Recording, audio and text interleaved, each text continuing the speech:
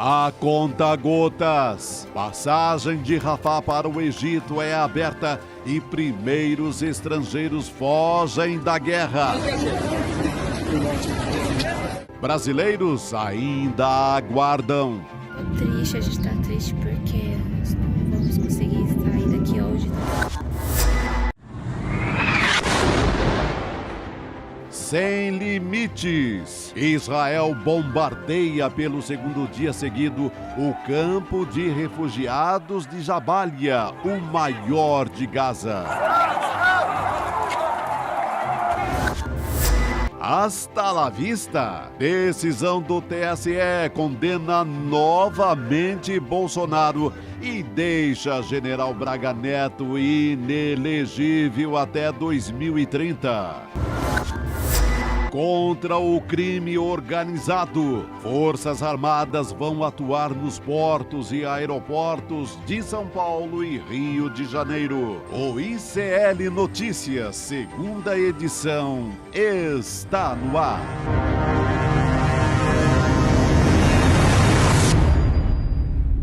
Olá, boa noite, seja muito bem-vindo, seja muito bem-vinda. Boa noite a você que nos assiste dos canais do Instituto Conhecimento Liberta Eduardo Moreira no YouTube.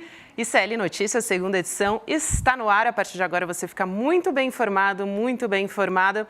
Já começo esse programa destacando duas notícias importantes aqui. Vamos dar uma olhada aqui no nosso telão. Lula decreta garantia da lei e da ordem nos portos e aeroportos do Rio de Janeiro e de São Paulo. Então, o presidente Lula anunciou hoje um pacote de medidas para combater a atuação do crime organizado nos estados brasileiros. A principal ação é justamente essa GLO nos portos e aeroportos do Rio de Janeiro e de São Paulo até maio do ano que vem, 2024. Vão ser 3,7 mil agentes, pelo menos, das Forças Armadas e das Polícias Federal, Rodoviária Federal. Esse decreto que vai estabelecer uma operação integrada nos portos do Rio de Janeiro, Itaguaí, no estado do Rio, e de Santos, em São Paulo, além dos aeroportos do Galeão, também no Rio, e em Guarulhos, no Rio de Janeiro, o aeroporto de Cumbica. Vamos voltar aqui para a página principal para destacar também, a gente, claro, vai falar hoje sobre a guerra entre o Estado, de Israel, contra o Hamas e também os civis palestinos, que são os principais alvos dessa guerra. Mas 33 brasileiros que estavam na Cisjordânia foram repatriados depois das centenas de brasileiros que estavam em Israel e já foram repatriados. Agora, o governo federal trouxe de volta esses 33 brasileiros que estavam na Cisjordânia. Foi mais uma etapa da operação, voltando em paz. Só que ainda a gente tem muita gente, mais de 30 brasileiros que estão na faixa de Gaza e que esperam pela passagem de Rafah para poder sair de lá. Eu dou boa noite a vocês, meus queridos Chico Sá, Chico Pinheiro, e hoje com uma presença ilustre aqui também no estúdio. Heloísa Vilela, minha querida, que prazer você aqui com a gente. Agora pertinho, né, gente? Pra gente ficar tranquilo com a chegada dela. Para nós e para a comunidade CL, essa é a principal notícia do dia. É a nossa correspondente de guerra, o orgulho do nosso ICL, da nossa profissão. Elô ter estado lá, ter voltado, graças a Deus, sã e salva, e ter dado uma visão que a mídia daqui do Ocidente não dá. Porque o Leonardo Boff sempre diz, né? Você vê daquele ponto onde os seus pés estão fincados. O ponto de vista é a visão que você tem a partir de um ponto, o ponto onde você está. E toda a grande mídia está no ponto, na visão. Está lá em Tel Aviv, está em Israel. Eu não vi ninguém na Palestina olhando o conflito a partir do outro ponto de vista. E Elô fez isso de uma maneira brilhante. Elô, que beleza que você fez, que belo trabalho, apesar de ser muito sofrido, né? Um trabalho extraordinário e não só, Chico, o que está acontecendo agora, mas ela deu uma perspectiva histórica na voz daquelas pessoas, né? Na voz dos palestinos. Então, a gente teve com Elô uma perspectiva histórica do que essa confusão não começou agora. Na voz, ela teve velórios, E ela deu até agora o grande furo de reportagem dessa chamada guerra, que é o plano de pegar todo aquele povo e mandar para o Egito. Essa é a grande história, né? E com a conivência da autoridade palestina, que isso que é o mais doloroso para os palestinos, né? Então, eu acho que... Você fala autoridade palestina, sabe? Autoridade palestina é o governo palestino. O governo da Cisjordânia. Então, eles têm... Mahmoud Abbas. Mahmoud Abbas, que é uma força política que os palestinos não respeitam mais há muito tempo, né? É considerado traidor da própria causa palestina, se a gente pode dizer assim.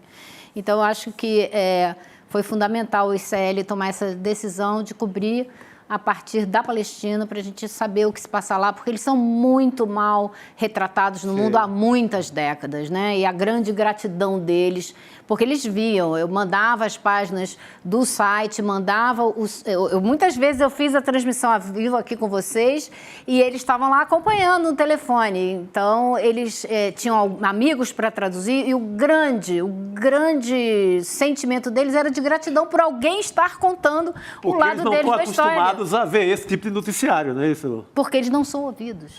Eles não são ouvidos. Então, acho que isso, para mim, foi muito marcante. Tirando você, o único lugar que eu ouvi alguma coisa do ponto de vista deles é na Al Jazeera. Mas, mesmo assim, com alguns limites. Al Jazeera, bravamente... Fazendo uma bela cobertura. Na faixa de Gaza. Hoje, colocando aqui, estava abrindo aqui agora, nesse minuto que você está falando, a gente fala assim, saiba o nome deles. Colocando os nomes de todos os mortos até agora. 370 mortos todos os dias. É uma média, é a última média que a gente tem. Isso está aumentando, né? É importante que não são números, né, Lu? São pessoas, são histórias. Então, essa cobertura faz toda a diferença. Humanizar essas pessoas. Como é que você sentiu esse povo palestino lá na Cisjordânia? Como é que é essa gente? É igual está no Brasil? Parece o quê? Parece uma favela, uma comunidade, porque é gente pobre, né?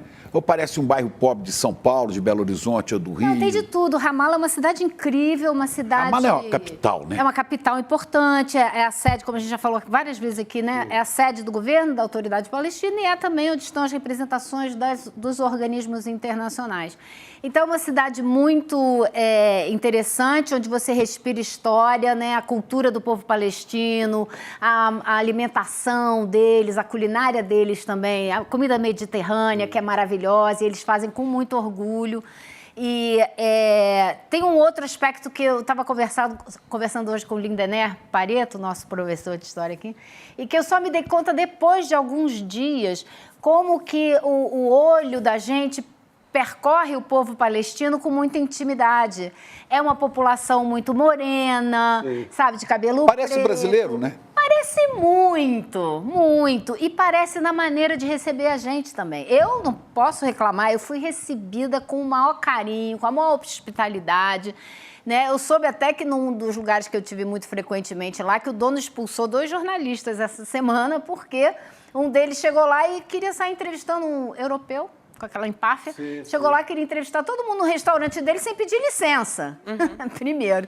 E o segundo, que foi lá, que se não me engano era francês, que ele viu que estava cobrindo a guerra o tempo todo, dando a visão dos israelenses, sem menor crítica.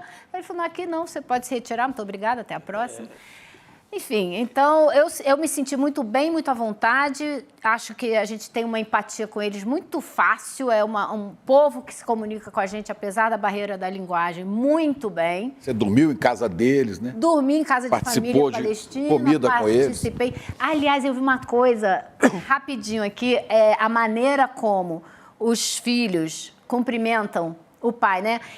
O filho pegou a mão do pai, deu um beijo, botou na testa e depois deu um beijo no rosto do pai. Eu achei aquilo tão lindo, porque é de afeto e de respeito ao mesmo tempo. Então, eu tive a oportunidade de estar dentro disso e ser recebida super bem. Igual quando a gente era criança, né? Que antes de dormir, benção, tomar né? benção ao seu pai. Pai, mãe, avó.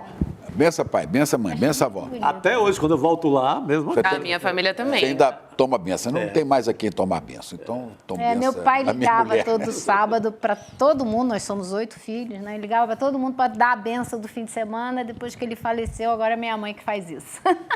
Eles vivem nesse espírito familiar. Né? Muito, muito família. E a religião pesa muito para eles? Pesa muito e é um fator muito determinante na maneira como eles me diziam, você pode andar na rua segura, de manhã, de tarde, de noite, de madrugada. Não tem assalto, ninguém vai te incomodar, não vai ter assédio. E eu, no dia de ir embora, eu tive que sair muito rápido, né? Porque a gente aqui decidiu que, olha, Elô, vem, porque o negócio está ficando estranho. Eu comprei umas tâmaras para deixar de presente para o dono do café que me recebeu, me transformou o café dele no meu escritório. E ele não estava, que era muito cedo. Eu deixei pendurada na porta da rua, com um bilhete para ele.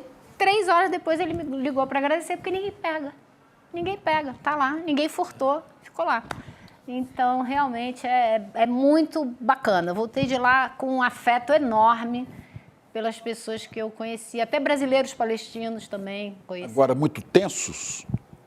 O clima Olha, entre Chico, eles... Eu vou te dizer o seguinte, eles têm a certeza de que eles são o próximo alvo do governo de Israel. Acabando a faixa de Gaza, Israel vai se voltar, como já está, a gente tem noticiado, né? Tem ataques lá. São mais de 100 mortos já nos territórios ocupados da Cisjordânia. E eles sabem que Israel não vai parar na faixa de Gaza, vai expulsar todos os palestinos da faixa de Gaza e depois virar para a Cisjordânia e vai expulsá-los dali para anexar o território inteiro. Eles têm certeza disso. E aí eles dizem, como eu já falei aqui com vocês, nossa única saída é o povo dos diferentes países do mundo. Governos, não contamos com nenhum. Nações Unidas, não contamos. Diplomacia, não contamos. É o povo na rua, nos diferentes países, que pode nos dar alguma ajuda, pressionando seus governos para tomarem alguma decisão. Olha, a gente pôs aqui um mapa, até para você poder mostrar para a gente, né, como é que foi essa sua viagem, né? Aí ele está, Amman, na Jordânia. Aqui só para... A gente já falou várias vezes, né? Aqui está todo esse território onde vivem judeus e palestinos. Esse cinza mais forte aqui é a Cisjordânia, né? Uhum. E aqui é a faixa de Gaza, era, porque agora já metade já não é mais, né? Mas essa faixa de Gaza vinha até aqui embaixo, né? Eles foram tomando tudo, né? Eu viajei, pessoal, cheguei por Amman. Na verdade, eu saí do Brasil, cruzei pelo norte da África, saltei em Doha, no Catar. Aí de Doha, no Catar, eu viajei para Amman. Outro voo? Outro voo. E de Amman peguei um carro e segui para Jerusalém. Você pegou um carro da Jordânia e atravessou aí? Isso, que tem uma ponte. Sem problemas? Tem uma ponte, né? Sobre o Rio Jordão. Que liga os dois. Chama Ponte Rei Hussein, inclusive. Então, eu atravessei essa ponte, vim para Jerusalém. Aí fiquei ali uma noite em Jerusalém e vim para Ramallah, que também é uma estrada asfaltada e você passa numa barreira do exército israelense e entra. Eu te confesso, Chico, que eu fiz essa entrada aqui e essa entrada aqui sempre com a cartada do passaporte americano. Ah, porque você tem passaporte dos Estados Unidos. Porque eu morei 35 anos nos Estados Unidos, me casei, tive filho, então eu tenho a dupla cidadania. E eu sabia que para entrar aqui, tudo bem, passaporte brasileiro, mas toda vez que eu tivesse que lidar com a autoridade israelense, era o passaporte americano, porque era a entrada mais fácil, e foi o que eu fiz. Aí, de Ramallah, eu peguei um carro... Desculpe, você usava os 2 passaportes? Sim, estava com os 2 na mochila. Quando você estava na Cisjordânia, quando você estava entre os palestinos, você mostrava o passaporte brasileiro, as pessoas... Porque se você mostrasse americano, pô... Exatamente. Estadunidense, que eu falo. Exatamente. Então, aqui eu peguei um carro, fui para Jenin, aí foi onde eu visitei aquela mesquita que tinha sido bombardeada no campo de refugiados de Jenin. Dormi na cidade de Jenin, na casa da família desse rapaz que me levou. Voltei. Depois, no outro dia, fui a Belém. Aí fui a um campo de refugiados em Belém, que tem 3, na verdade, existem 3 campos de refugiados em torno de Belém. E foi onde eu conheci aquele outro rapaz que me mostrou o muro, que cerca o campo, aquela situação que ficou... Que parece que tem uma plantação de oliveiras do lado de lá, que o pessoal não pode passar, né? Não pode mais passar. Então, foi quando a gente teve aquela imagem que deixou a realidade muito concreta para a gente aqui no Brasil do que é, como eles vivem. Aí voltei para Ramallah, fiquei mais uns dias lá. Esse muro, gente, e essa cena é um negócio do outro planeta. Explica pra nós. Esse rapaz, ele nasceu nesse campo de refugiados. Esse muro aqui, esse é o muro com 7 torres como essa aqui, Ficam o soldados exército aqui. de Israel fica vigiando eles. Aqui você tem outra torre aqui, ó, gente, bem Isso aqui. é uma prisão. Tem outra torre. Exatamente. Não tem como escapar de dizer que isso é uma prisão. Não tem como. Aí você tem mais uma torre aqui, deixa eu sair da frente. Você tem mais uma torre aqui e você tem uma base militar logo ali. Esse é o rapaz que me levou para conhecer o campo, fez questão de me mostrar esse muro que separa, para que eu entendesse e que o pessoal no Brasil visse o que é a vida que eles levam ali com incursões do exército o tempo todo. Ele mata um, mata outro. E aqui? Aqui, não, aí não, mas é mais para lá a gente vê o assentamento dos colonos israelenses, totalmente ilegal. Ali, ó, aí do seu lado, Chico. Ilegais. É esse aí. É terra roubada. É a ocupação ilegal que vai se multiplicando, vem se multiplicando nas últimas décadas, sem ninguém haja resolução da ONU na gaveta e que nunca é obedecida, né? Então, essa acho que foi um dia que a gente teve a oportunidade de realmente entender, ver, perceber concretamente o que é a vida desse... Ela está lembrando aqui que está escrito Guernica no muro. Aqui, ó. Guernica, Palestina. Guernica em 1937, 38.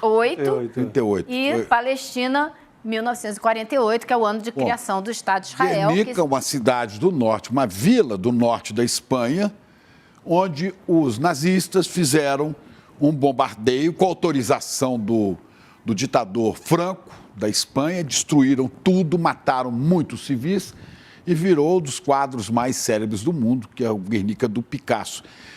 O mesmo massacre que aquele povo espanhol sofreu dos nazistas com autorização do Franco, a Palestina sofreu em Aqui eles estão colocando em 1948 a expulsão dos palestinos, né? Que foram mais de 700 mil expulsos para poder criar o Estado. Porque depois do fim da Segunda Guerra Mundial, então a ONU decidiu criar o Estado de Israel, que não existia. Primeira vez na história que é criado um Estado para uma religião, né? Para um grupo religioso ocupar. É uma coisa que, enfim, cada um tem sua opinião, mas essa foi o que aconteceu. E para criar o Estado de Israel, mais de 700 mil pessoas foram expulsas de suas casas, por isso criaram esses campos de refugiados. Essas pessoas tiveram que sair e foram para o entorno de algumas cidades palestinas, tendas, né, barracas e tal, e com o tempo foram virando bairros inteiros construídos de uma maneira não planejada, então um muito em cima do outro e tal, como a gente viu aquela mesquita que caiu e destruiu a casa toda, porque está tudo ali coladinho, né? Então, esse é um pequeno resumo ali da situação. O Rogério Jordão, da nossa equipe, ele disse que a gente tem um vídeo do Crescente Vermelho, né, palestino, mostrando o trabalho das ambulâncias em Gaza debaixo de bombas, né? Então, daqui a pouco a gente vai mostrar aqui para você contar um pouco sobre o cotidiano da guerra ali nessa região. A nossa produção está separando aqui, na verdade, acabaram de me avisar. E daí a gente vai colocar, se você quiser trazer um pouco sobre esse clima, né, de como estava, até teve um dia, inclusive, que os protestos estavam começando a se intensificar muito, né, ali na região, e aí você também acabava se locomovendo de acordo com isso também, né, conversando com as pessoas e entendendo como é que estava a situação. Agora a gente tem o vídeo, vamos assistir para você poder comentar.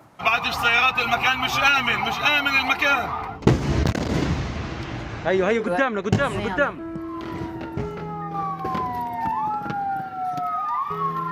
A gente vê a ambulância passando debaixo de fogo cruzado, né? Na faixa de Gaza, isso. Imagina o que é o trabalho desses caras. Que loucura, né?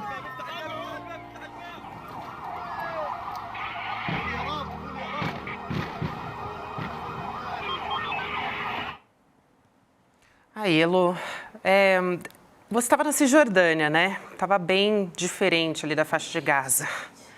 Mas como é que você estava sentindo o clima ali? Porque você visitou lugares que foram completamente destruídos, memórias que foram destruídas, né? Memórias de existência, inclusive, aquele cavalo. Não sai da minha cabeça o cavalo que eles construíram com a sucata, né? Com a sucata das ambulâncias.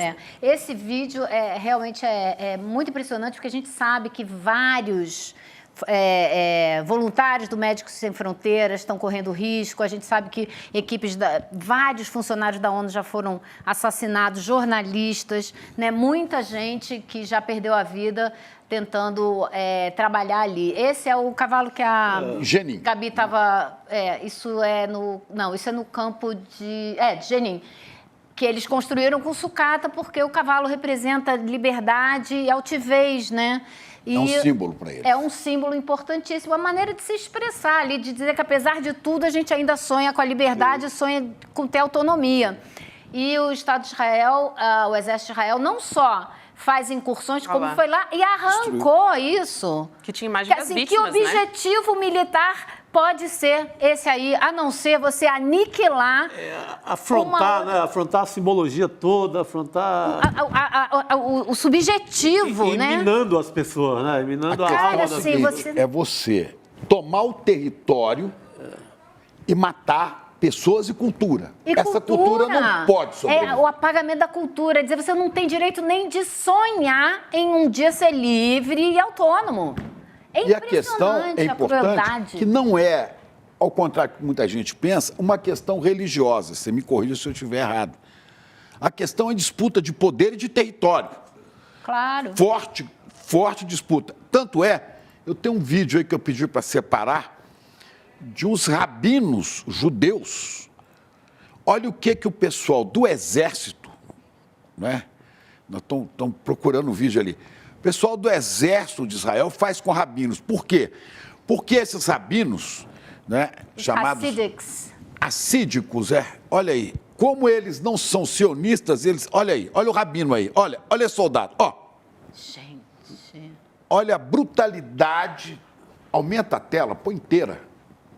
Aumenta aí. Vou pedir até para repetir. Olha só, vamos passando.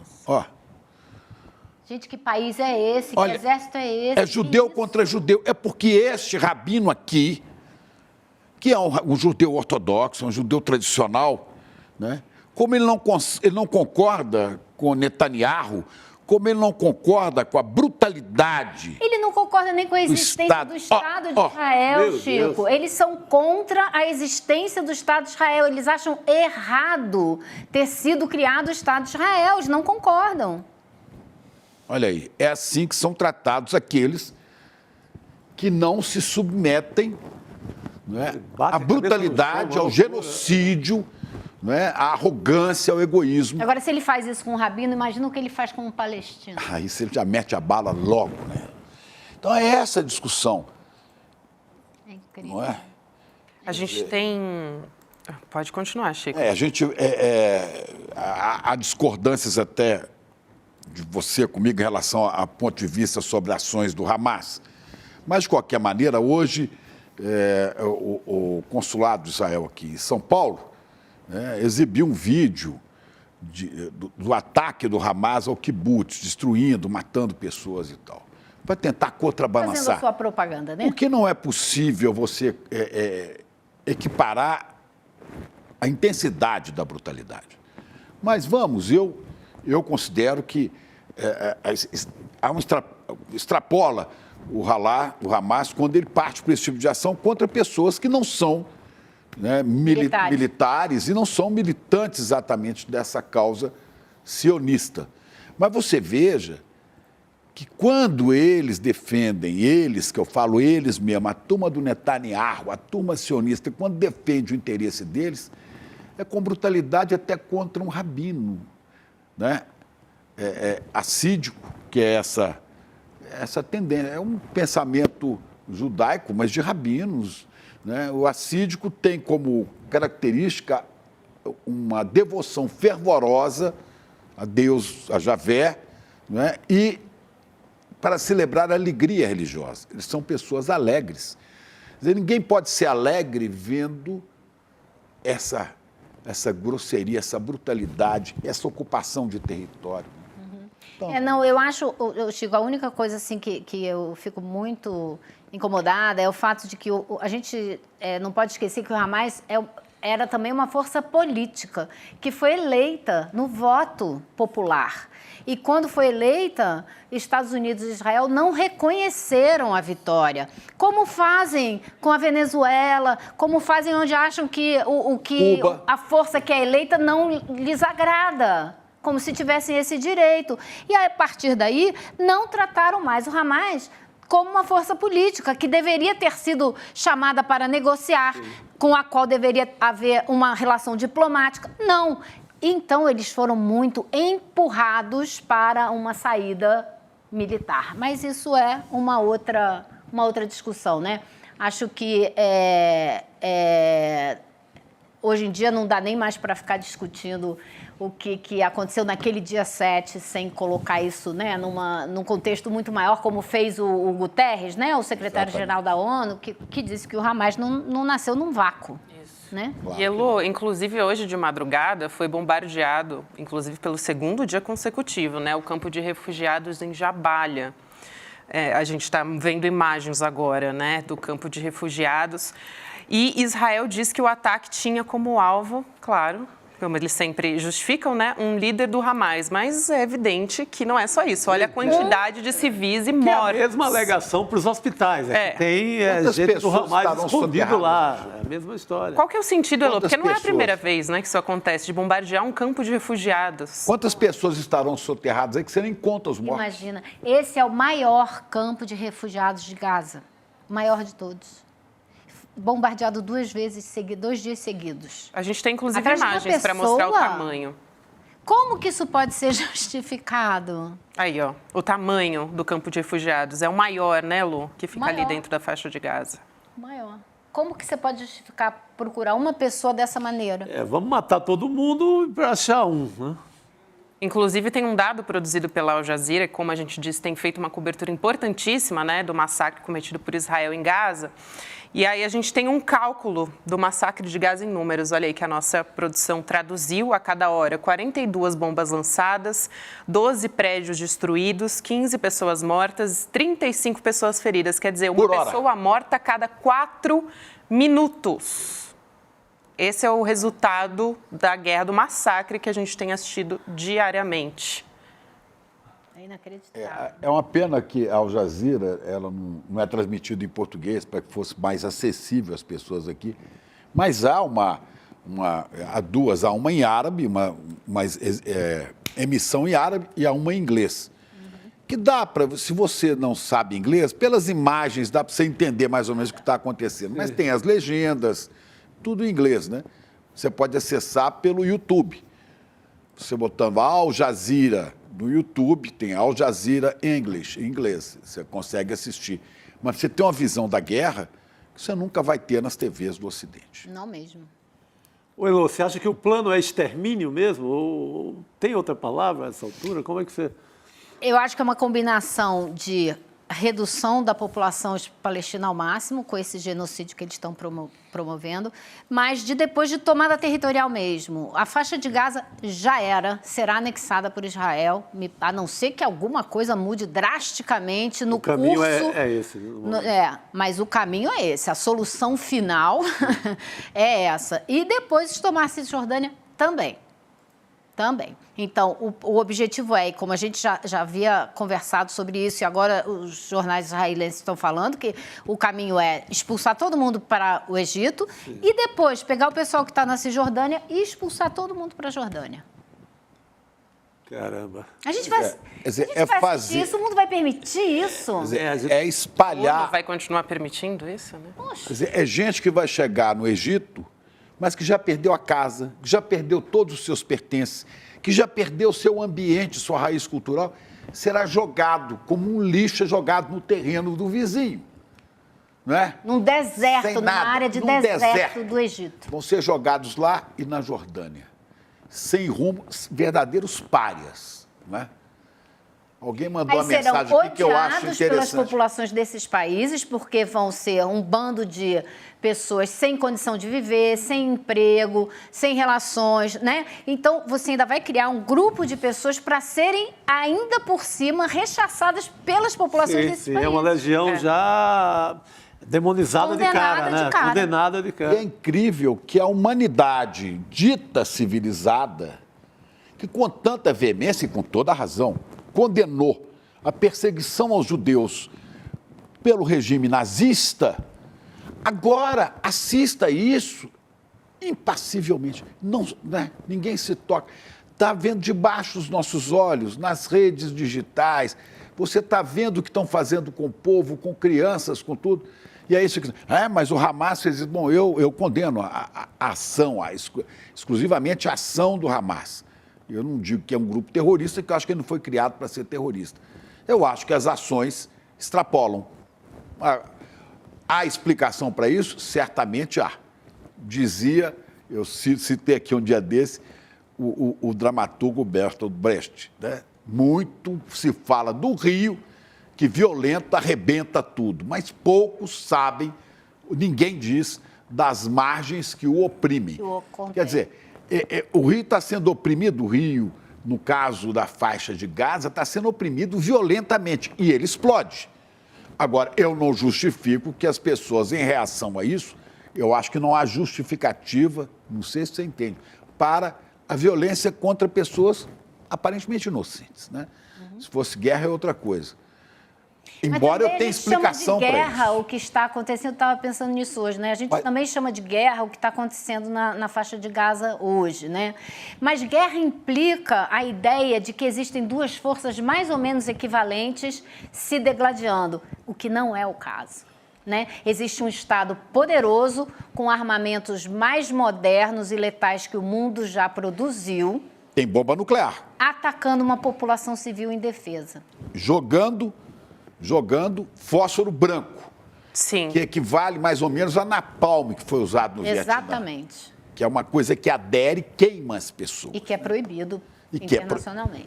Pela Convenção de Genebra. É crime de guerra. E que pode promover incêndios mais facilmente, né? Não, mais intensos, muito mais difíceis de você apagar. Sim. E que não é a primeira vez que usa, já foi condenado anteriormente por causa disso, continua usando. E tem um efeito na pele que é uma coisa terrível, não é Exatamente. só... É cruel, né? Cruel. Eu entenderia, se fosse guerra, o seguinte, ainda que seja desproporcional, mas do lado de cá está o exército de Israel e do lado de lá estão armados os do Hamas. Seja o número que for, pode ser desproporcional, mas você tem uma guerra aí, que um lado é mais poderoso que o outro. Agora, uma guerra contra a população palestina, uma guerra contra civis, uma guerra contra crianças, mas o Hamas está aí no meio. Peraí. E me assusta muito, né, como eu falei, que o silêncio, né, da mídia, dos governos do Ocidente, né?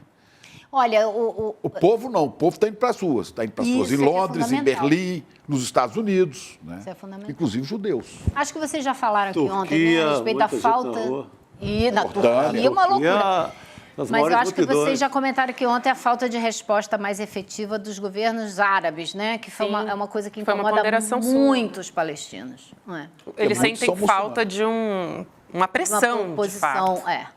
E de um apoio até de outros muçulmanos. E romper diplomaticamente com Israel, tomar uma postura mais firme, né? Que eu acho que a gente também já chegou nesse ponto. O Brasil vai ter que tomar uma postura mais firme. Como fez a Bolívia. Como fez a Bolívia, vai ter que coordenar uma resposta. O Brasil tem toda a condição de coordenar uma resposta da América do Sul e da África juntos a essa situação. Com bloco, né? Com bloco. O que a Bolívia cobrou no Brasil foi nesse sentido.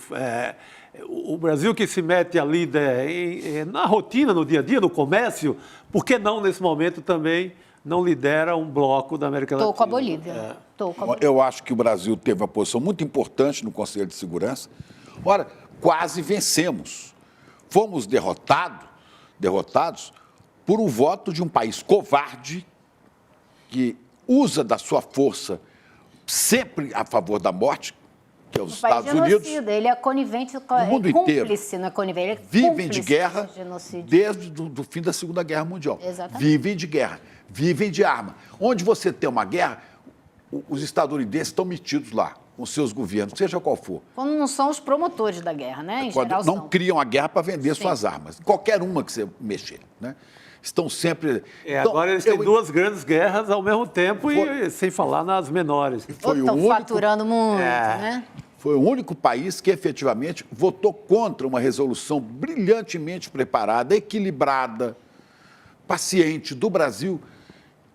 De 2 semanas atrás, tivesse sido aprovado aquilo, a gente teria evitado milhares de mortes, né? Mas não foi possível, não é possível. O Brasil sabia que isso ia acontecer, né? Mas tentou, né? É importante porque isolou os Estados Unidos aí com a imagem para o mundo inteiro ver da representante dos Estados Unidos de mão levantada sozinha, né? Essa imagem ficou. Cruel, né? E logo de uma negra, uma representante que é uma mulher vez, né? Negra, mas é lamentável, né? Porque é um povo também oprimido, até nos Estados Unidos. Colin Powell também fez esse papelão, né? Secretário de Estado negro americano, mas enfim. Eu acho, foi dado esse passo, ficou comprovado para o mundo inteiro que não se pode contar com os Estados Unidos para evitar essa desgraça que está acontecendo. Qual é o próximo passo? Eu acho que o próximo passo do Brasil não pode ser, eu acho, não deve ser de cara tão radical quanto foi a Bolívia. Mas o governo brasileiro tinha, no mínimo, tem no mínimo que chamar o seu embaixador e cobrar de Israel. Escuta, nós temos 34 reféns brasileiros na faixa de Gaza. São reféns do exército de Israel de Netanyahu. Da mesma maneira que Netanyahu condena o Hamas por manter reféns, nós temos que condenar por manter brasileiros reféns na faixa de Gaza. Porque não tem nada a ver com essa história e não podem sair de lá. Eles poderiam ir para o Egito, está de portas abertas para eles, mas Israel não deixa sair. Israel os usa, né, para manter esta tensão. Agora, Chico, eu acho que isso não é suficiente mais, não. Acho que já passamos desse ponto há mais de uma semana. Mas tem que ser step by step. Eu acho que agora, como o Chico estava falando, é hora do Brasil coordenar o bloco. E o Brasil tem a influência suficiente para coordenar um bloco de América Latina e África, que está pronta para se posicionar mais claramente. Pronta para fazer isso. Então, tem que coordenar a África, a América Latina e trazer a China para junto, para ir fazer uma pressão maior. Nós sabemos que o presidente Lula tem um tráfego fantástico na África, na América Latina. Por isso. E sabemos que o presidente Lula é um pacifista, é um humanista, né, e que não defende. Ele tem se contido em certos limites, até porque há brasileiros lá. Tem toda essa questão que o presidente não pode se expor de repente. Mas, passo a passo, o Brasil tem que começar a ocupar essas posições. Aliás, hoje a gente teria aqui uma entrevista, prevíamos, não sei se vai haver ainda com... Aparentemente teríamos, não. Né, mas parece que não consegui, com o embaixador do Brasil em Israel, e eu iria perguntar, o Fred Meyer, eu ia perguntar a ele exatamente isso. Escuta, os brasileiros são reféns de Netanyahu e o Brasil não vai fazer nada, vão continuar reféns até quando? Há a promessa de que até sexta-feira eles saiam, que hoje saiu uma lista de 16 países, né? Isso. Ô Chico, mas são famílias brasileiras que estão presas e sendo maltratadas. Sim, concordo com você. Estão passando fome, estão passando sede, estão doentes, brasileiros, tem um avião esperando lá de cá para trazê-los. Eles não podem sair dali. Ainda tem as ameaças de morte toda hora, bomba estourando, né? Tem detalhes sobre isso, dessa... tortura de reféns brasileiros por Netanyahu. Dessa fronteira que foi aberta parcialmente, né, com o Egito, foi lá em Rafah, no sul da faixa de Gaza. A gente tem falado sobre essa fronteira todos os dias, porque é justamente por ali que poderia entrar ajuda humanitária. Hoje, cerca de 500 estrangeiros cruzaram a fronteira, mas nessa lista dos que saíram não estão os brasileiros, né, que são cerca de 30, como a gente estava falando no início do programa. Essa primeira leva, disse o Itamaraty, teve cidadãos da Austrália, Áustria, Bulgária, Finlândia, Indonésia, Jordânia, Japão, República Tcheca, além do pessoal da Cruz Vermelha e das ONGs também que estão atuando ali, mas a gente ainda está na espera dos brasileiros. A gente não... o dado que me fez confiar que eles saem até sexta é porque não saíram cidadãos americanos hoje também. Os estadunidenses continuam, fala estadunidense. Continuam lá que eu não entendi. Nesse sentido... passa uma confiança, não? Se tivesse saído já os estadunidenses, os norte-americanos, eu ainda chamo norte-americano por causa de um vício antigo. Mas norte-americano é o Canadá, o México, né? Mas norte-americano já coloca eles no outro canto, nós somos sul-americanos e tal. Mas isso é que me leva a crer que até sexta saiam também os brasileiros, que sejam contemplados numa lista. Mas se tivesse saído já de cara... alguns países aliados e outros não. Opa... A gente não sabe qual é o critério, né? Isso. A gente não sabe qual é o critério. Nada E por que é revelado, 500? não é revelado. Por que não 2.000 de uma vez? Sim, não tem espaço para passar todo mundo? Tem. Então a gente não sabe qual é o jogo político que está... Talvez tenham segurado os estadunidenses por algum outro tipo de negociação que está rolando que a gente não sabe, né? Sim. Então porque é muito difícil não há saber. sequer o perigo para o Egito, aquela desconfiança que já vão ficar por aqui, porque são estrangeiros, vão viajar, os aviões estão esperando, então não teria nem esse risco, né? É muito difícil de entender a lógica desse processo de liberar as pessoas a conta-gotas, como também o processo de deixar entrar ajuda humanitária a conta-gotas. Comida, remédio, água, que isso? 20 caminhões. Eu estava vendo aqui as imagens. Né? Olha essas imagens. São prisioneiros. Quem está de lá são prisioneiros de Netanyahu, que está torturando essas pessoas, sejam palestinos, sejam brasileiros ou estadunidenses. Inclusive, Elo, eu queria trazer aqui uma informação de um ato falho. A gente não pode rodar o vídeo, né? Mas a gente tem um print. Aconteceu na CNN, gente, essa história. Olha só, a gente está vendo aqui na tela, CNN Internacional. E aí quem falava era a porta-voz do primeiro-ministro de Israel. E aí que ela cometeu um ato falho gravíssimo, dizendo o seguinte: nós estamos atacando apenas civis. E aí logo depois ela se corrigiu e falou: a gente está matando apenas os terroristas. A gente não pode reproduzir esse vídeo, né, porque é da CNN, mas foi um ato falho que repercutiu muito. Todo mundo nas redes sociais ficou comentando, né? Isso aí já valeu a existência do judeu Sigmund Freud. Que explicaria esse ato falho. Ato falho não é ato falho. Ato falho é você dizer uma coisa que é real, num descuido, digamos assim. Você não estava de plantão consigo mesmo, saiu a verdade, escapou a verdade. Então, o judeu Freud já previa esse tipo de situação. Agora eu vou te contar que fábrica de produção de terroristas que tem a faixa de Gaza e a Palestina em geral. 8.000 terroristas já que estão mortos, né?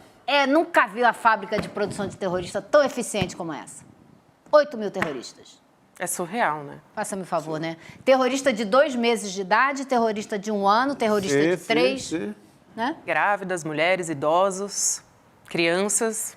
Que esses 3, né? Essa população mais vulnerável representa 73% dos mortos da faixa de Gaza. Quer dizer, o que é isso, né? Que política é essa? Qual que é o objetivo genocídio, disso? só tem Olha, nome. para entender isso, né, eu estou precisando até ler, mas já vi comentários sobre o livro. Existe um livro chamado A História Oculta do Sionismo, que conta exatamente o que é isso, né? É do Ralph Sherman, A História Oculta do Sionismo. Dá um Google aí para você ver, tem uma estrela de Davi na capa, não é? E esse livro conta o que se faz pelos interesses do sionismo contra tudo e contra todos. Inclusive, denuncia que esse pensamento do sionismo, que começou no século XIX, fez com que, olha só, que alguns líderes sionistas chegaram a se articular com nazistas. Sim. Enquanto os judeus estavam presos nos campos de concentração e morrendo como insetos. Eles se articulavam, né? Eles negociavam alguma coisa. Eu não li, vi vários comentários a respeito. A editora é Sanderman. O livro se chama, portanto, A História Oculta do Sionismo, para você entender qual é a ganância de poder, de dinheiro. Aliás, os judeus que estavam dispersos pelo mundo foram parar nesse território. Há uma explicação bíblica, porque a terra prometida e tal. Não, isso foi desculpa usada para poder fazer esse avanço. Na verdade, alheio, era né? para ocupar isso aí. Isso foi financiado pela família Rothschild dos Estados Unidos, né? Família judia, que financiou esses grupos para voltarem para esse território, onde estavam os palestinos desde o ano 70, quando os judeus foram expulsos de lá. Agora, eu estava lendo histórias. Esse povo que estava lá antes de 70 a.C., era muito misturado, porque no fundo, o judeu e o palestino têm a mesma raiz. É o mesmo povo. Claro. Né? Claro. E agora a coisa fica desse jeito. que há interesse. Inclusive, seguindo com as nossas atualizações aqui, gente, esse ataque que a gente falou lá em Jabalia, né, dentro da faixa de Gaza, recebeu condenação internacional. O Alto Comissariado de Direitos Humanos da ONU disse que pode configurar crime de guerra. Não é surpresa, né? Surpresa para um total de 0 pessoas que seja isso, mas é importante, né? O Craig Mokhiber, o ex-diretor do escritório em Nova York do Alto Comissário da ONU para Direitos Humanos, disse o seguinte: esse é um caso exemplar de genocídio, deu nome, hein? O projeto colonial europeu, etnonacionalista e de colonos na Palestina entrou em sua fase final rumo à destruição acelerada dos últimos remanescentes da vida indígena palestina na Palestina. E aí se manifestaram, ou seja, condenaram oficialmente a Arábia Saudita, o Catar, Emirados Árabes Unidos, o Egito, o Paquistão e o Irã. Esse ex-diretor do escritório de Nova York, do Alto Comissário da ONU, ele é ex-diretor agora, ele acabou de entregar o cargo. E ele entregou o cargo com essa carta, assim, que colocou todos os pingos nos is, usou todas as palavras, como vocês estão vendo aí, para explicar o que é que está acontecendo ali. Olha o que disse o alto diplomata da União Europeia também, para assuntos internacionais, o Josep Borrell. Eu acho que talvez a gente tenha o print, mas, de qualquer forma, eu estou aqui com a frase que ele falou. Com base na posição clara do Conselho da União Europeia de que Israel tem o direito de se defender em conformidade com o direito humanitário internacional e de garantir a proteção de todos os civis, estou consternado com o elevado número de vítimas na sequência do bombardeamento por parte de Israel do campo de refugiados de Jabalia. Quero chamar aqui para se juntar a nós a Cris Serra. Gente, hoje está demais a nossa mesa de mulheres. Aí, Cris. Hoje é boa dia noite, de Cris Cris. Serra, isso. Oi, pessoal, boa noite. Que alegria estar aqui. Eu queria, gente, antes de mais nada, já vou aqui aproveitar e quero dar os parabéns para essa querida Elo Vilela. Te dar parabéns pelo trabalho, Elo. Eu juro, estou até emocionada de falar isso com você, de ver a tua competência, o trabalho de excelência, jornalismo de excelência que você fez lá, porque você fez o que é importante fazer numa cobertura de guerra, né? Que é dar rosto, que é humanizar, né, as pessoas que estão no centro do dilema da guerra. É importante você entender e noticiar as estratégias militares, o jogo geopolítico, mas o principal é a gente lembrar sempre que tem gente ali que está sofrendo, e esse é o ponto de vista mais importante da cobertura de guerra. E você nos trouxe isso, parabéns. Estou muito feliz de poder te dizer isso aqui, nesse momento.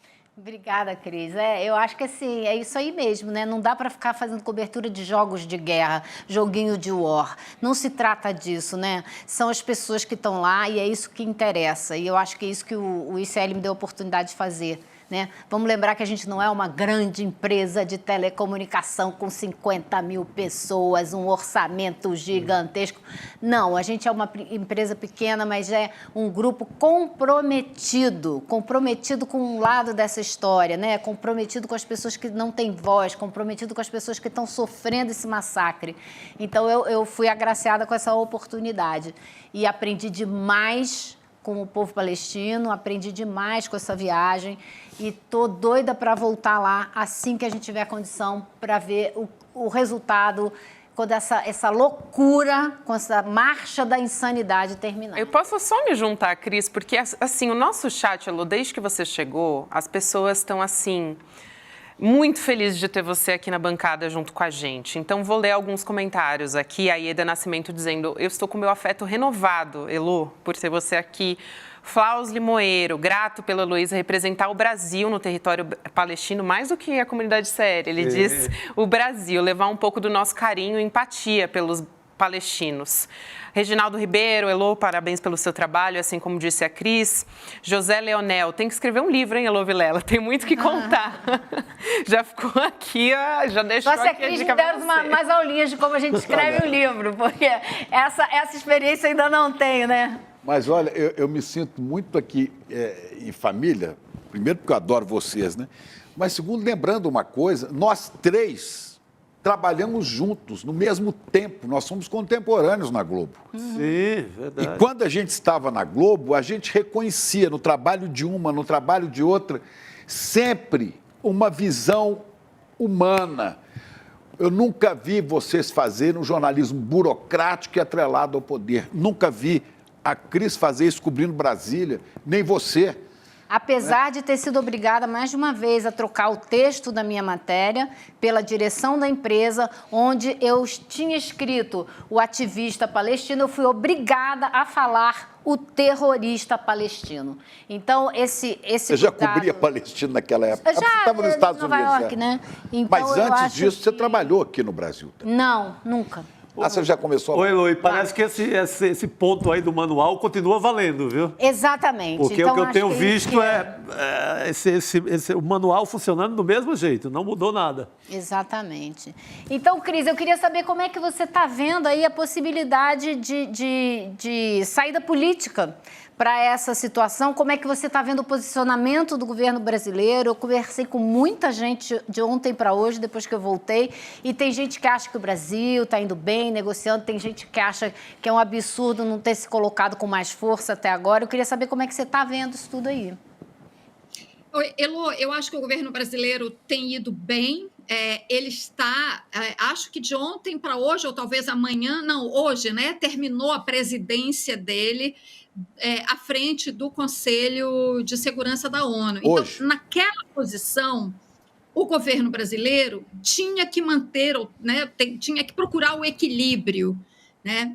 Sem contar também o fato de que lá na faixa de Gaza nós temos cidadãos com dupla nacionalidade, né, que são brasileiros e também palestinos, e temos na região, não na faixa de Gaza, mas na região mais amplamente falando, em Israel, brasileiros que são cidadãos israelenses. Então, eu acho que na posição então em que o Brasil estava, ele tomou a posição correta, né? Equilíbrio, serenidade, para tentar costurar a resolução que, infelizmente, não foi aprovada no Conselho de Segurança. Eu acho que agora, fora da presidência, talvez a gente precisa, obviamente, ver o desenrolar da situação, talvez a gente note agora, talvez uma calibragem nessa postura, talvez no sentido, né, de uma posição, de uma cobrança maior, talvez,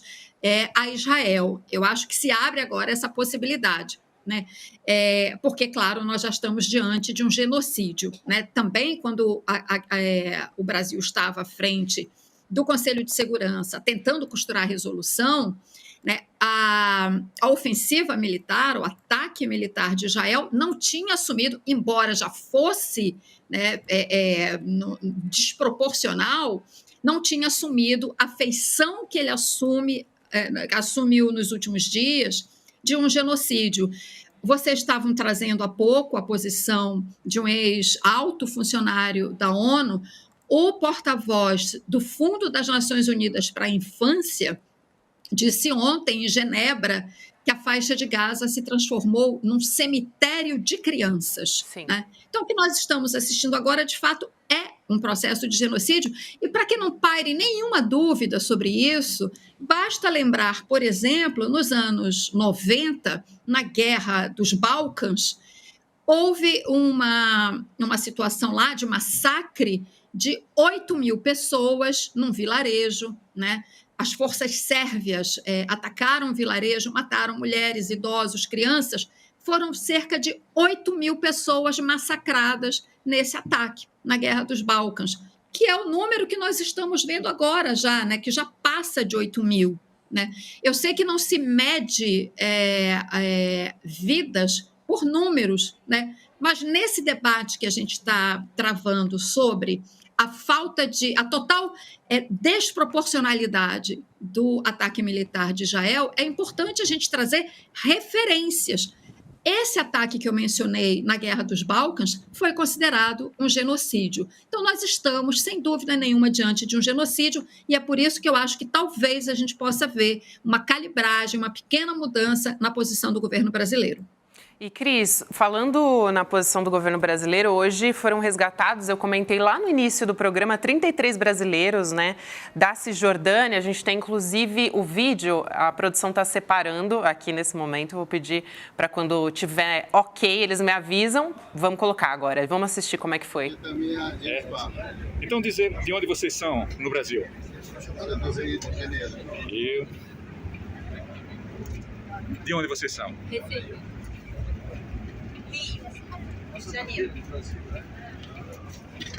De onde vocês são no Brasil?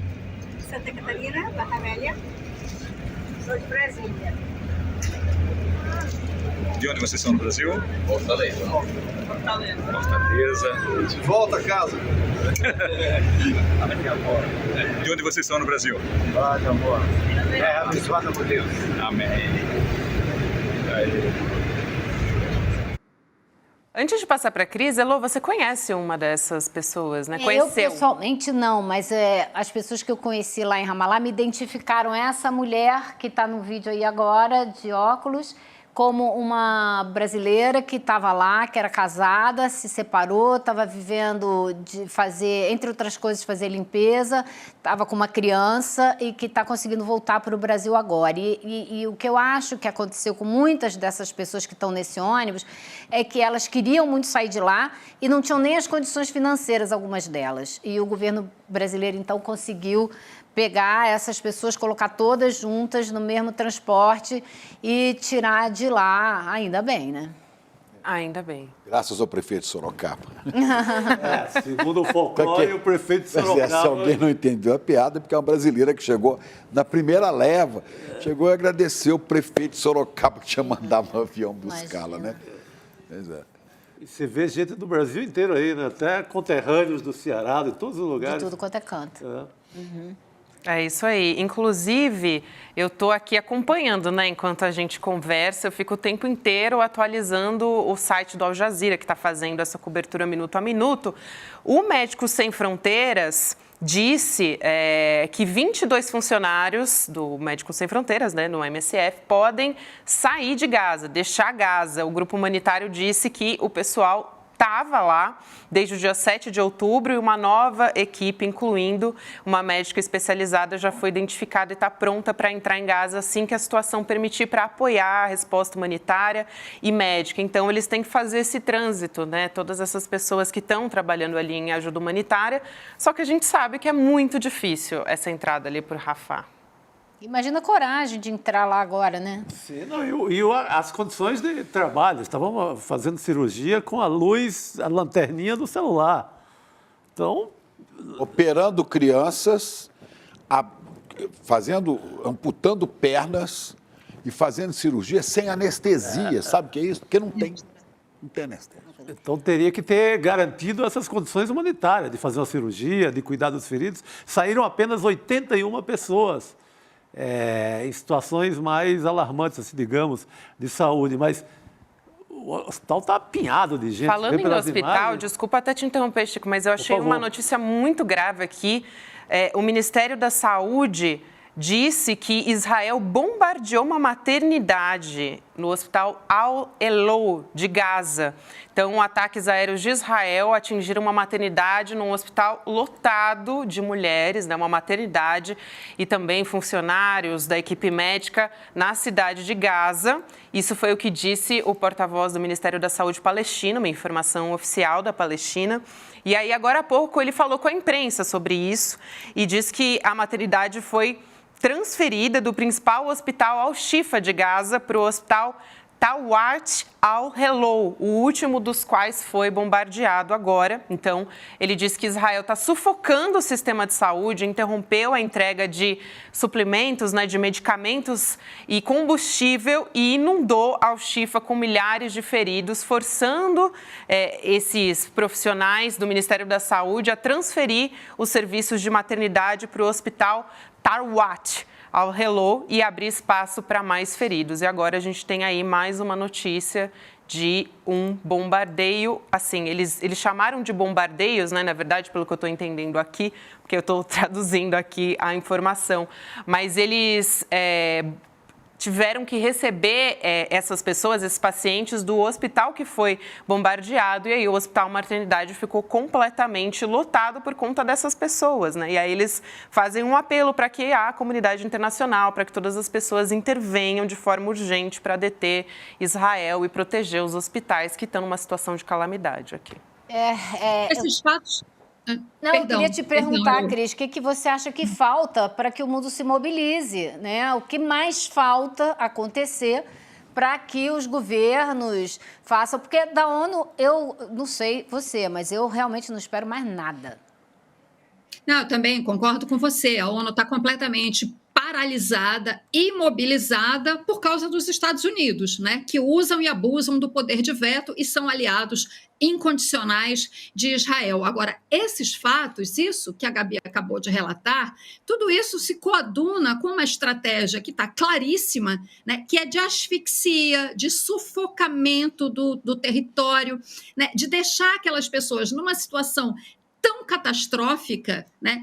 Que ela vai criar já criou, né? Mas vai agravar a tal ponto essa crise humanitária que vai chegar uma hora que essas pessoas vão ter que sair e por algum lugar. O mais provável é o Egito. Você, aliás, trouxe essa informação, né? Isso que a gente está vendo se coaduna com aquela informação que você trouxe, que é justamente para possibilitar a tomada do território, né? Vai chegar um momento que aí Israel entra e anexa esse território, ocupa, enfim, e sabe-se lá qual vai ser a situação do ponto de vista jurídico, né? Internacionalmente falando, né? Se a ONU vai assistir a tudo isso de braços cruzados. Agora, que a estratégia claramente é empurrar essas pessoas para fora da faixa de Gaza a qualquer custo, né? Para que Israel entre e tome conta do território.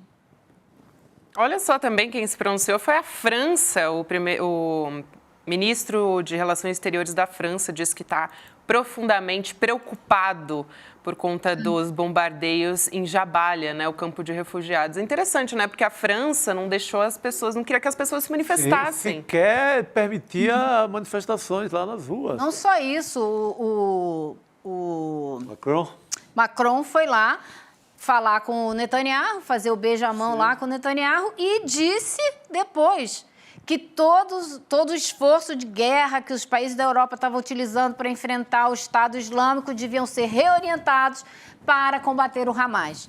Combater o Hamas... É combater o povo palestino. É combater o povo palestino, é matar mais gente. É de uma hipocrisia, hipocrisia. Esses países da Europa... Todos eles, e os Estados Unidos colaborando como principal agente, são os neocolonizadores, são os defensores do colonialismo, são os racistas. É a OTAN. São essas forças até hoje contra as quais a gente está se vendo, né? Eu não sei, Cris, mas eu realmente... O meu sangue perde. Essa é uma guerra de caráter colonial. Quer dizer, esses poderes coloniais são responsáveis pela situação, historicamente, que tem ali há pelo menos 75 anos, quando você leva à criação do Estado de Israel, você cria um ambiente de tensão permanente naquele território, vem as guerras, Israel, em 1967, expandiu seu território, né? Passa a ocupar os territórios palestinos, criando essa situação de apartheid, e esses mesmos poderes coloniais, o mapa é autoexplicativo, né? A evolução aí da ocupação territorial. Esses mesmos poderes coloniais e os Estados Unidos, né? Que tem uma agenda própria ali para o Oriente Médio, o Irã, etc., né? São eles que dão sustentação a essa guerra. Israel, sozinho, né?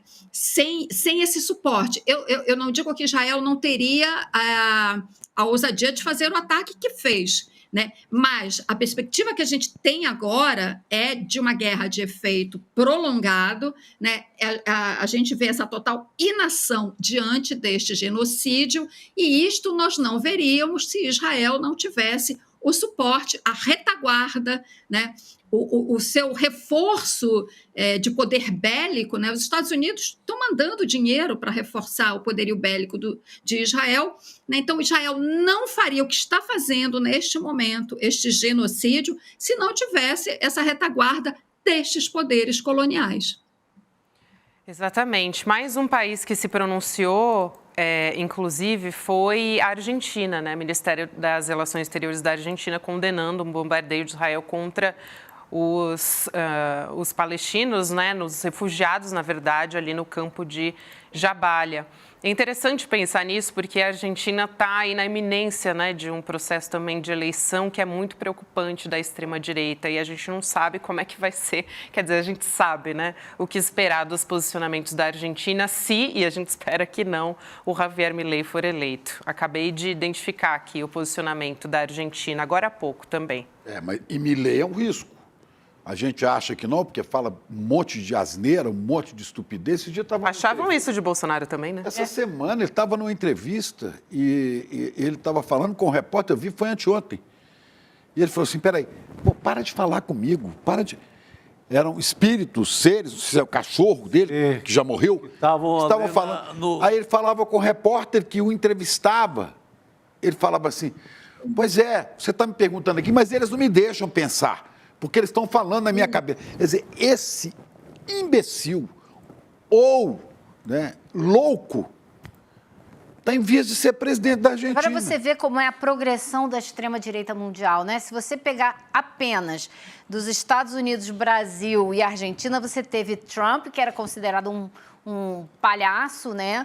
Bolsonaro, que era considerado um energúmeno, e esse que é um louco varrido que ouve vozes. E assim vai a extrema-direita, cara. Fala com o cachorro. Loucura, né? E o outro lá em Israel, que faz parte da turma e que chama os palestinos de animais. Animais. Você pergunta assim, mas peraí, mas eu estudei para quê? Para que eu me julgo um cara civilizado? Para votar nisso? Para apoiar isso? Bolsonaro, Milei, Trump, Netanyahu, pelo amor de Deus, né?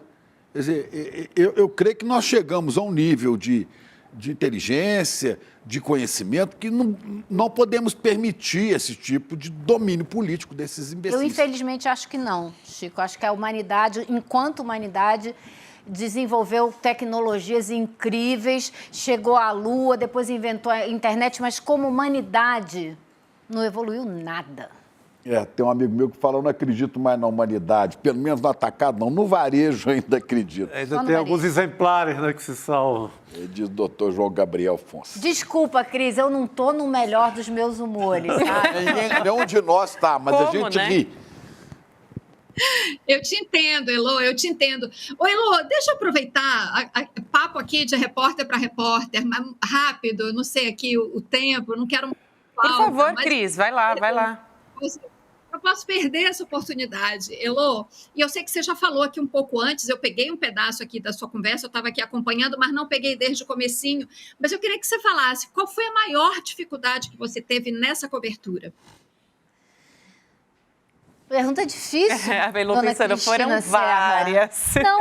Não. Teve a coisa da fronteira. A dificuldade foi entrar na faixa de Gaza, até que você não conseguiu chegar lá. Não, eu não fui para a faixa de Gaza por motivos óbvios, porque a ideia não era morrer, né? A ideia era estar viva para contar a história.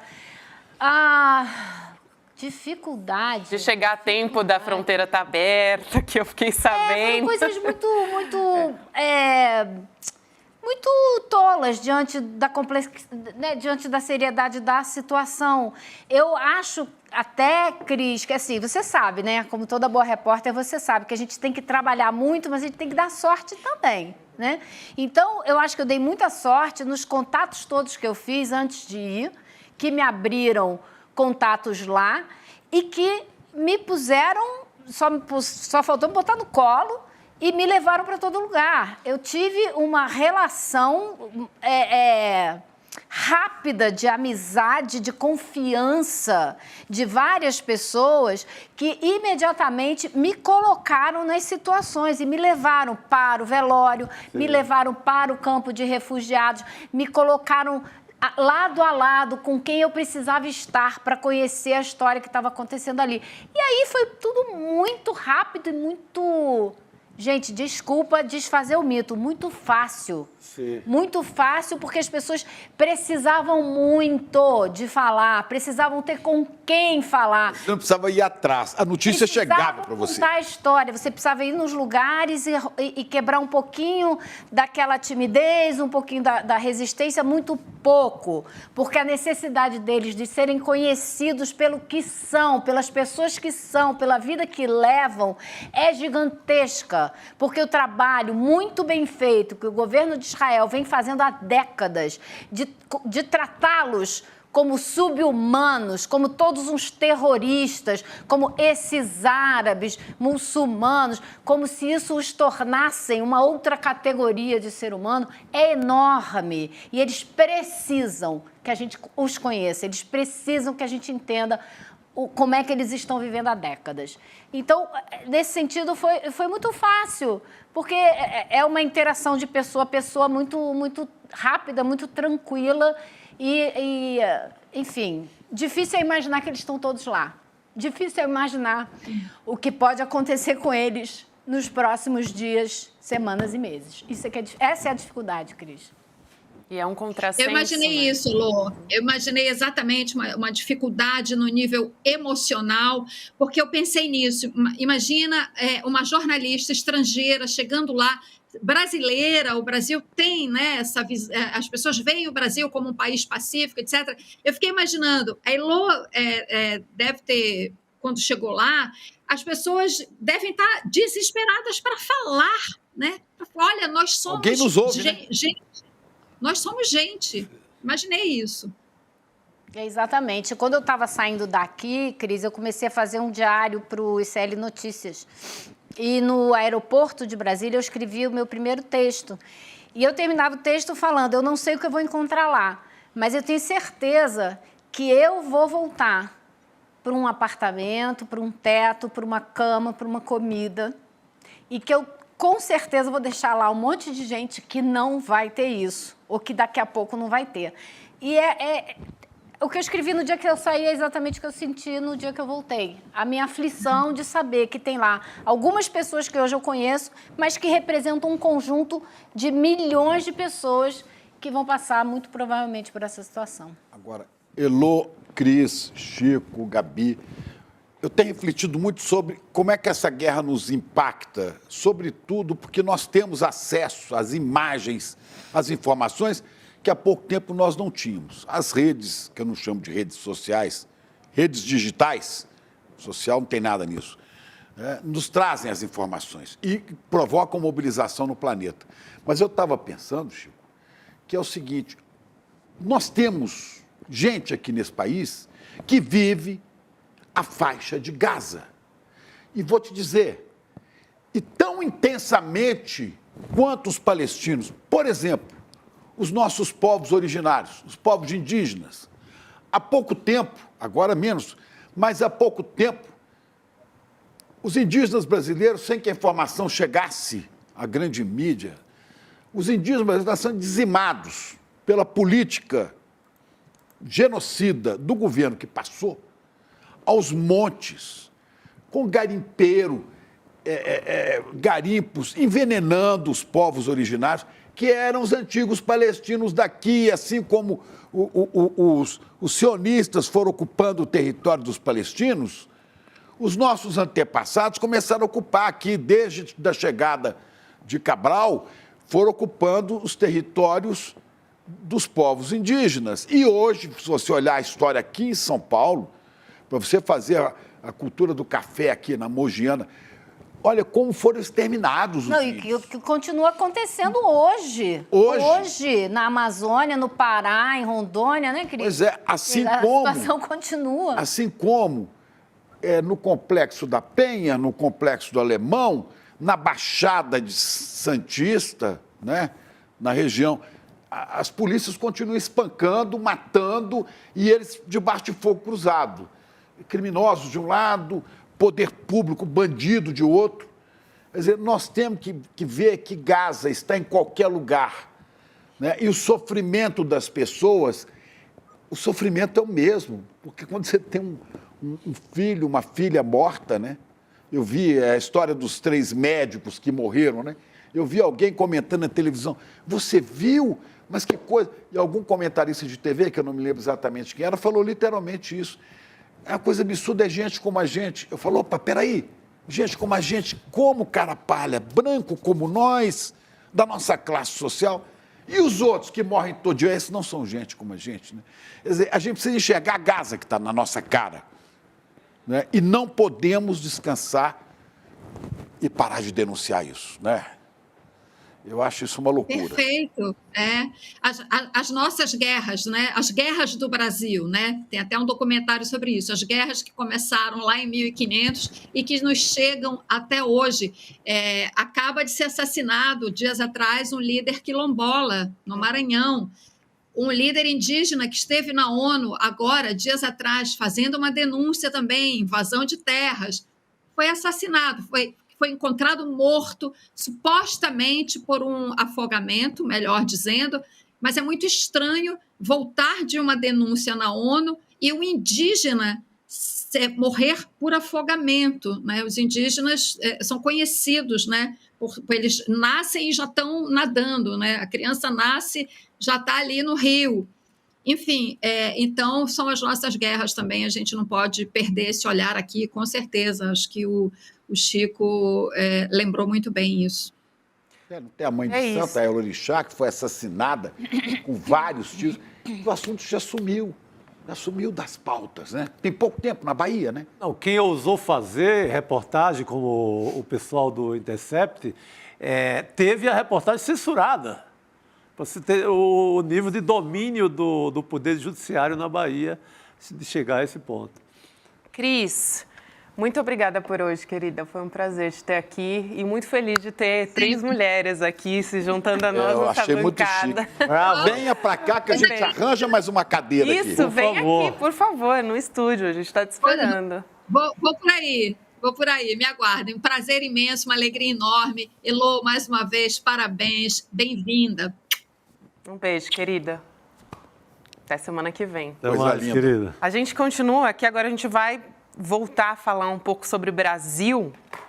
Rapidamente, a gente teve uma boa notícia de que o Copom anunciou uma nova redução de juros de 12,75% para 12,25%.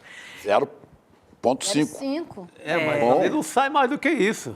Mas já é alguma coisa. Não sai mais disso. Só que, né, como a gente sempre traz uma notícia boa, só que logo depois a gente tem... com aquele bolsonarista mandando... Fala aí qual é a água do chope, Gabi.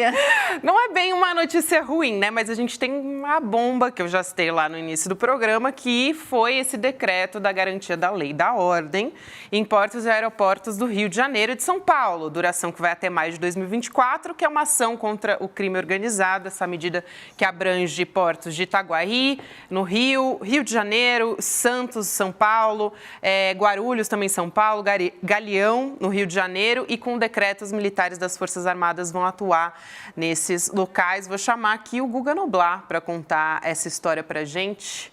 Guga já está entre nós? Está entre nós. Guga, boa noite. Boa noite, Gabi. Boa noite, Elô. Bem-vinda de volta, grande Elô. Boa noite, meus queridos Chicos. Pois é, pelo menos dessa vez não vai ter o Braga Neto como interventor. Ufa! Não tem o Braga Neto no meio, já melhor. Porque, enfim, da outra vez, né, aquele de 2017 que foi decretado pelo Temer, aquele sim era uma intervenção, já que dava às Forças Armadas o poder de polícia para atuar na cidade do Rio de Janeiro. E quem comandava isso tudo era o Braga Neto. O resultado foi meio pífio, né? Inclusive ele conseguiu aumentar o número de mortes, de assassinatos provocados em conflitos com a polícia. E reduziu pouco o número de assaltos, enfim, a violência no Rio pouco mudou. Mas desta vez o intuito é fazer com que as Forças Armadas trabalhem nos portos e aeroportos. Eles não estarão pelas cidades e sim nos portos e aeroportos, e não em todos, em alguns que foram escolhidos, para fazer um trabalho ali de tentar conter tráfico de droga, enfim, para tentar coibir o crime organizado que atua muito nesses locais. Mas não será como aqueles ou aquelas outras GLOs que já foram decretadas, não será uma intervenção naqueles moldes. Então, é isso que está acontecendo agora e, como eu falei, Braga Neto está fora, até porque está fora também, e acho que a gente vai falar disso hoje, da eleição para prefeito do Rio.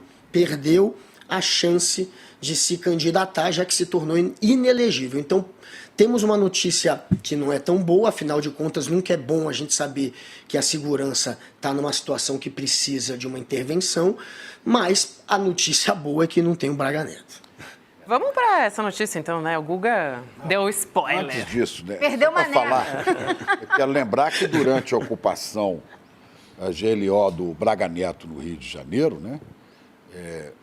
Foi assassinada Marielle Franco e Anderson Gomes. Não, Gomes, eu estou lembrando já. O Anderson Gomes, não, esse está vivo. O Anderson Gomes e a Marielle, né? E a turma do Braga Neto não descobriu, ele mesmo não descobriu nada. E o mandante até hoje nós não sabemos quem é. E um professor, aliás, um músico, um artista. Com a família. Estava com sua família. Eu achava que era 80, disse que são 240 tiros no carro. 40 né? tiros. E mataram também um morador de rua, um cara em situação de rua, que foi tentar socorrê-lo. Né? E até hoje não aconteceu nada, ficou por isso mesmo, passaram pano, né? Sem falar, Chico, nas compras superfaturadas que estão ainda em investigação, aquela compra de coletes milionária, então deixou um rastro. E aí eu vi o bloco das forças mamadas, que exatamente. Eu chamo, né? Eu vi o print do Flávio Bolsonaro elogiando. É óbvio que é uma saída inteligente dele. Quem está no alvo dessas operações é muito a milícia, principalmente no porto de Itaguaí, no Rio de Janeiro, que é totalmente dominado pelas milícias. O Flávio Bolsonaro, espertamente, elogia para sair do alvo. O bolsonarismo sai do alvo na visão dele. Mas a milícia, que é sobretudo bolsonarista, está no alvo dessas operações. Então, ele espertamente elogia o Lula, porque, não é comigo, mas é com você sim, meu caro. Pois é, possível candidato a prefeito do Rio, né, Guga? No lugar do Braga Neto. Talvez o PL lance Flávio Bolsonaro. Eu só gostaria que o Flávio tomasse uma cacetada. Hein? Diga. O outro nome que está também querendo agora se tornar candidato, que o Bolsonaro talvez dê a bênção para se tornar candidato no lugar do Braga Neto, é o Alexandre Ramagem, que é deputado federal e que foi aquele que comandou por um tempinho a PF, a ABIN, e que transformou a ABIN em um aparelho a serviço do bolsonarismo. Esse é o outro nome. Nossa, eu não acredito. Aquele Ramagem que eu acompanhei na CPMI. Aquele mesmo. Aquele mesmo. Está votado para... Só falta chamar o Pazuello para ser candidato. Que louco. Que além de general, foi eleito no Rio de Janeiro. Né? Mas vamos falar do outro inelegível, vai, gente. Por favor. O Guga adiantou, né? Então vamos, olha só, o TSE condenou por 5-2 Jair Bolsonaro, de novo, e o general Braga Neto. Eu que mandei isso para cá. Cartaz de filme, aumenta aqui, aumenta, por favor. Põe inteiro aqui o cartaz, aqui, ó. Olha aqui. Um filme de TSE. A história do imbrochável e seu fiel general. Os inelegíveis em cartaz até 2030. Eu adorei, ainda tem a bandeirinha do Brasil ali no canto. Aí, Deus, Pátria e Família assistiram e gostaram. O TSE, ele condenou, né, porque o Braga Neto, claro, todo mundo sabe, foi candidato a vice na chapa do Bolsonaro, mas foi por uso eleitoral das comemorações do bicentenário da independência, ou seja, no dia 7 de setembro do ano passado. Quem se lembra dessa história, né? O Bolsonaro fez o discurso lá do imbrochável, né, gente? Foi essa a ocasião. Não foi aquele da fumaça? Daquele tanque, não, aquele tanque foi um ano antes. Sai o tanque. Esse foi o tanque da Marinha, né? Cada 7 de setembro era uma surpresa mais desagradável do que a outra, né? Cada 7 de setembro o mito trazia um mico maior, né? Esse aí foi o do imbrochável, hein? Só imbrochável. O periquito ali de verde, né? E o interessante é que ontem, durante o julgamento, teve um momento que ficou 3-3 para tornar o Braga Neto inelegível, né? Depois, o relator, o Benedito Gonçalves, voltou atrás no voto dele, por isso que terminou 5-2, mas teve um momento que estava 3-3, o desempate era do Alexandre de Moraes, e aí ele citou para condenar o Braga Neto uma entrevista que ele tinha dado, para quem? Para a Jovem Pan, logo depois do dia 7, onde ele usava o evento do bicentenário para fazer campanha. E aí o Alexandre de Moraes diz isso, olha, na entrevista ele mesmo praticamente confessa que aquilo era só uma campanha, ele não cita o bicentenário. Ai, vamos ver o vídeo, Guga. Vamos ver o vídeo, por favor, boa, vale muito a pena. Gente, a gente não pode perder essa oportunidade. Vamos assistir o vídeo, por favor. Boa. Uma cena patética e triste para o Brasil, uma cena que foi veiculada no mundo todo, o presidente simplesmente afastando o presidente de Portugal e chamando o seu cabo eleitoral vestido com a sua tradicional vestimenta verde periquito, vestido para fazer campanha. Ele faz a apresentação agora para o presidente, né, e aí dá o início ao desfile. Né, então é o primeiro elemento de desfile. Na sequência a gente via ali também depois os veteranos, né? Perfeita descrição, né? Sensacional. E empurrou o presidente de Portugal para lá, pro verde periquito ou verde maritaca, né? Verde periquito é muito bom, né? Mas não tem como fugir, né, do óbvio. É claro que isso foi um elemento de campanha. É claro que nenhum outro adversário, candidato, tinha esse poder de usar o Estado, um evento do Estado, para transformar num comício. E é óbvio que o Braga Neto fez parte disso tudo, ele estava lá, e que o Braga Neto depois, inclusive, usou em entrevistas este evento para continuar tentando fazer essa narrativa de que o Bolsonaro estava bem, de que o Bolsonaro tinha, portanto, uma plateia de eleitores que ele usou isso como propaganda eleitoral durante essa entrevista para a Jovem Pan também. Então ficou óbvio que o Braga Neto fez parte também desse abuso de poder político e econômico. Ele se valeu, junto com o candidato majoritário da chapa, para se dar bem eleitoralmente. E eles conseguiram muitos votos, sim, com esse tipo de campanha, esse tipo de evento. Ainda bem que não foi o suficiente para se reeleger, apesar de terem tentado corromper o país, de terem usado as economias do país, distorcendo o que poderia ser feito com ela para tentar comprar voto. A gente viu que eles tentaram comprar voto, várias medidas políticas que não poderiam acontecer na reta final da campanha aconteceram para ganhar a eleição na base da compra de votos e ainda bem que não deu certo e agora estão pagando por isso. Eu posso só fazer uma pergunta aqui, talvez você possa responder. É o meu alcance? Não, é porque a gente passou rapidamente sobre essa adoção dessa GLO, né? E eu acho super preocupante a maneira como o governo Lula está tratando a questão da criminalidade no Rio de Janeiro, adotando medidas que me parecem muito mais medidas de governos de direita. Não sei se é uma coisa eleitoral no Rio, que a gente sabe que a população do Rio de Janeiro tem se mostrado super conservadora, né, para lá de conservadora, ou se é assim mesmo que eles veem esse problema e assim que ele tem que ser tratado. Eu acho preocupante essa história de colocar as Forças Armadas assim no palanque de novo, é sempre preocupante. Eu acho que eles não estão ainda com moral suficiente para estarem em operação nenhuma. Acho que teríamos que passar por um processo de investigação, de punição, aí sim convocaríamos Forças Armadas para qualquer finalidade. Tem a vantagem deles não estão mais na futrica de golpe, pelo menos tem o que fazer. Estão lá no aeroporto, estão lá no porto, tentando fazer alguma coisa. Eu estava muito mais preocupado antes de ouvir o Flávio Dino.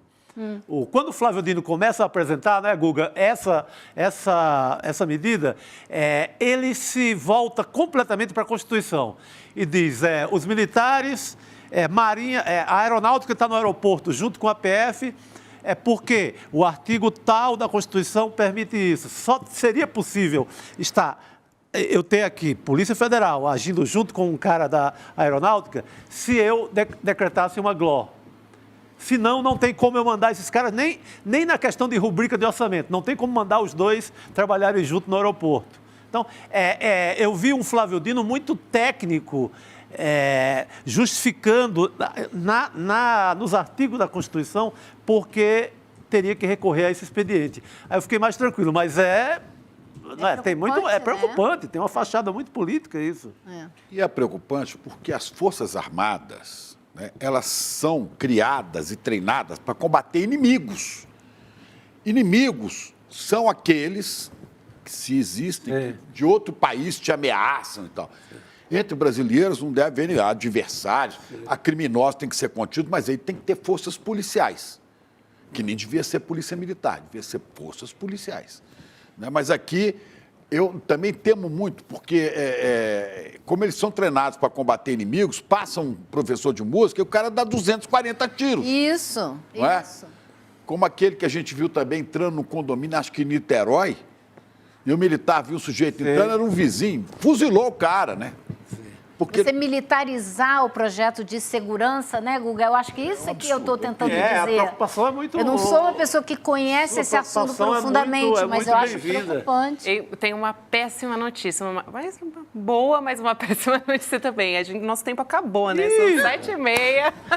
Outro sinapse está aí. Aqui recebendo a Elô, vai conversando. Boa, né? Mas a gente vai ter que... Eu sugiro, Guga, que você venha para cá, a Cris, a gente faz essa mesa aqui com todo mundo e a gente fica jogando conversa assim, sem dar muita notícia. Você traz a notícia, a gente roda, não é? E é isso, jornalismo é isso também, né? Combinado, gente. Mas só um detalhe, o Cláudio Castro, claro que fez muita pressão, o governador do Rio queria muito e ele inclusive já ligou no Lula para agradecer pela GLO. Então tem um lado político aí também. O bolsonarista. Mas é isso, galera. Amanhã estamos aqui. Bolsonarista. Não se esqueça. Que tem ali um pezinho também com alguns petistas. Ele tem uma ponte um pouquinho com o PT ali, Fluminense, mas ele é bolsonarista. É isso aí, Guga. Um beijo para você, bom feriado, querido. Até uma próxima. A gente aqui também já vai encaminhando para o nosso final. Amanhã tem live do ICL, então assim, não vai achando que só porque é feriado a gente não vai ter programação não, tá? A gente vai ter. Amanhã de manhã a gente vai ter a live do ICL Notícias primeira edição com o César Calejon e tem a segunda edição com a Robertinha Garcia na sexta-feira também, e na segunda-feira volta tudo ao normal, vai ter rolê, vai ter em detalhes, vai ter mercado de investimentos, mas amanhã temos N1 e N2 também, e a partir de agora, você não sai daí, porque a gente tem a Robertinha Garcia e o César Calejon com o Sinapse CL. E agora tem uma coisa raríssima, vou fazer aqui uma ciranda, levanta aí, a ciranda, porque é o seguinte, é raro acontecer. Em plena quarta-feira, graças a Deus é sexta-feira, vida que segue, sextou na quarta. Sextou na quarta, boa noite, gente. Vocês sabiam que o maior movimento social do mundo, com mais de 2 milhões de pessoas, é do Brasil? Pois é, mesmo sabendo que a gente vai incomodar muita gente, a gente resolveu revelar a verdade sobre o MST, o Movimento dos Trabalhadores Sem Terra. Você quer conhecer a verdade sobre o MST? No dia 12 de novembro, um domingo, às 8 horas da noite, no horário de Brasília, a gente vai apresentar para vocês trechos do documentário De Quanta Terra Precisa o Homem e também fazer um debate incrível sobre essa, que é uma das questões mais importantes para o Brasil, a questão da terra. Junto conosco vai estar ninguém mais, ninguém menos do que João Pedro Stedley, um dos principais líderes do Movimento dos Trabalhadores Sem Terra. Estarão conosco também várias outras pessoas que têm na sua vida a luta da terra como um dos principais motores. Para você não perder esse encontro histórico e assistir trechos inéditos do filme De Quanta Terra Precisa o Homem, é só você se inscrever gratuitamente no link aqui em cima ou aqui embaixo. Não perde essa chance. Todo mundo vai celebrar a estreia do ICL no mundo dos documentários e filmes e, mais uma vez, aprender muito com a nossa plataforma.